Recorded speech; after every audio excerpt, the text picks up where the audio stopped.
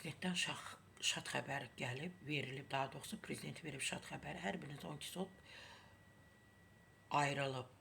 Sot, yəni torpaq. Biz daim iş yerlərinin yaradılması ilə bağlı işləyirik. Burada da kənd təsərrüfatı ilə heyvandarlıqla məşğul olmaq üçün şərait yaradılacaq. Təbii ki, mən də istinad edirəm modelin.az-a. Bu sözlər prezident İlham Əliyev Cəbrayılın Horvlu kəndinin sakinləri ilə görüşündə deyib. Təbii ki, artıq istifadəyə verilmiş digər kəndlərdə olduğu kimi həyətyanı sahələrdə də əkin biçinlə məşğul olmaq mümkündür. Hər biriniz üçün 12 sot həyətyanı sahə ayrılıb. Amma burada digər böyük yerlərdə, yəni həm örüş, həm də əkin üçün yararlı olan torpaqlarda kənd təsərrüfatı ilə məşğul olmaq mümkün olacaqdır. Nə gözəl xəbərdir.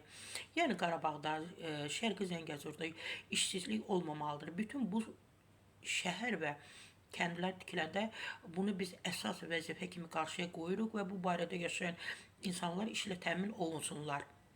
Hörmətli Cəbrayılın Horovlu kəndinin sakinləri, prezident açıqlama verib, hər birinizə orada yaşasanız, yaşayanlara daha doğrusu təsərrüfatla məşğul olmaq istəyən insanlara 12 sot əlavə torpaq ayrılıb.